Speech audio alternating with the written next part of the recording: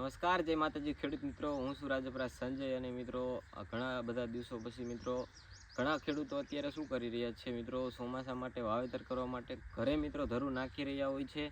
અને એમને ઘણા બધા પ્રશ્નો હોય છે કે ટ્રેની અંદર કઈ રીતના રોપા નાખવા જોઈએ.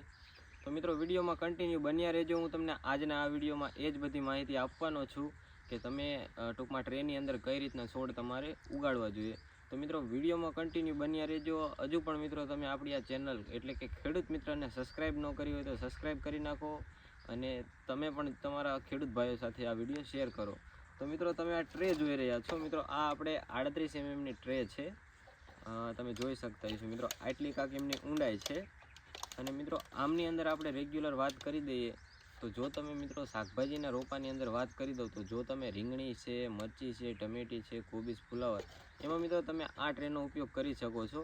એટલે કે 38 mmની ટ્રેનો ઉપયોગ કરી શકો છો. ટૂંકમાં એમનું ખાનું નોર્મલી માપ સાઈઝનું આવે છે ટૂંકમાં એમ. પછી એની જગ્યાએ મિત્રો વેલાવાળા શાકભાજીની વાત કરી દઉં તો તરબૂચ છે, ટેટી છે, પછી કાકડીના છે, પછી ઘણા ખેડૂતો શું કહેવાય કારેલીના છોડ બનાવતા હોય છે. તો મિત્રો આ બધા જે વેલાવાળા શાકભાજી છે એમના મિત્રો જો તમે રોપા બનાવવા માગતા હોય તો તમારે મિત્રો 55 mmની ટ્રે લેવાની છે. એમાં ખાનું મોટું આવે છે અને એમાં મિત્રો જો એવો પ્લાન્ટ આપણે તૈયાર થઈ જતો હોય છે. તો હું તમને પહેલાં એક ડેમો બતાવી દઉં કે કઈ રીતના તમારે ટૂંકમાં કરવું જોઈએ. તો મિત્રો તમે આ કોકોપીટ જોઈ શકતા છો, અહીં નજીક આવીને પછી બતાવી દે. મિત્રો તમે જોઈ શકો છો આ કોકોપીટ છે. અને કોકોપીટની વાત કરી દઉં તો આ લૂઝ કોકોપીટ છે. અને આમની અંદર એટલો ભેજ ટૂંકમાં હોવો જોઈએ કે તમે આમ કરો ને તો મિત્રો પાણીના ટીપા નીકળવા જોઈએ. તમે જોઈ શકતા છો. તો મિત્રો એટલો આમાં ભેજ ટૂંકમાં રાખી દેવાનો છે. પછી મિત્રો તમે જે રીતના ટ્રે છે, આ ટ્રેને મિત્રો આખી ટૂંકમાં આ રીતના આમ ભરી દેવાની છે કમ્પ્લીટ.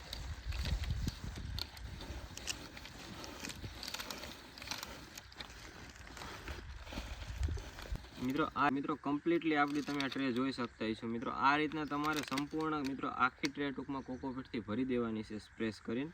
પછી મિત્રો વાત કરી દઉં તો તમે આંગળીએથી આ રીતના મિત્રો આમ હોલ પાડી દેવાના છે, જેથી મિત્રો તમારે બી ટૂંકમાં સેન્ટરમાં પડે એ રીતના. તો તમે આ રીતના આંગળીની મદદથી હોલ પાડી શકો છો. અથવા તો તમે શું કરો, જો તમારે ઝાઝા છોડ બનાવવાના છે તો મિત્રો તમે એ રીતના પણ કરી શકો છો. આ રીતના ટ્રેના 10-10ના થપ્પા મારીને તમે પ્રેસ કરશો એટલે મિત્રો કમ્પ્લીટલી તમારે હોલ પડી જશે ટૂંકમાં. તો તમે જોઈ શકતા છો. તમે આંગળીની મદદથી જો તમારે ઓછો રોપ નાખવાનો હોય તો આ રીતના સરળતાથી મિત્રો આંગળીની મદદથી પણ તૈયાર થઈ જશે.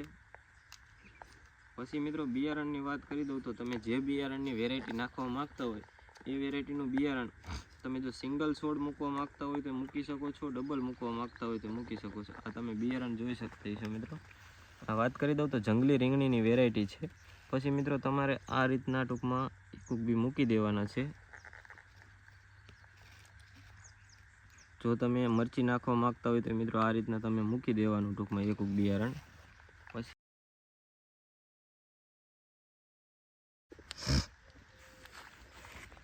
તો મિત્રો તમે જોઈ રહ્યા છો મિત્રો આપણી ટ્રેની અંદર કમ્પ્લીટ અત્યારે બિયારણ મુકાઈ ગયું છે. હવે મિત્રો શું કરવાનું, તમારે પાછું આના ઉપર કોકોપીટ મિત્રો ટૂંકમાં આ રીતના નાખીને બધા જે આપણે બિયારણ મૂક્યું એ બધું ઢાંકી દેવાનું છે. તમે જોઈ શકતા છો. આ રીતના તમારે નોર્મલી હળવા હાથેથી મિત્રો આ રીતના ટૂંકમાં હાથ ફેરવી નાખો એટલે બધું બિયારણ તમારું કમ્પ્લીટલી પેક થઈ જશે.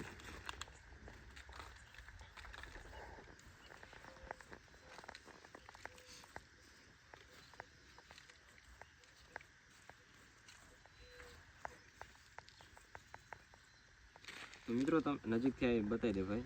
તો મિત્રો તમે જોઈ શકતા છો આ આપણી ટ્રે કમ્પ્લીટ મિત્રો અત્યારે તૈયાર થઈ ગઈ છે.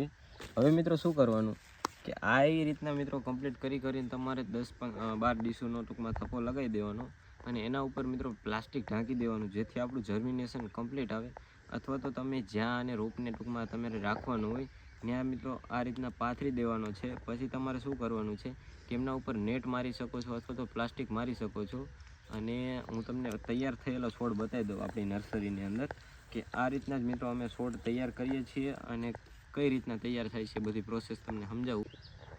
તો મિત્રો તમે આ ટ્રે જોઈ શકતા છો. મિત્રો આ આપણે રીંગણના રોપા આમાં નાખેલા છે અને તમને હું એક રોપની કન્ડિશન બતાવી દઉં. આ 17 દિવસનો પ્લાન્ટ થયો છે.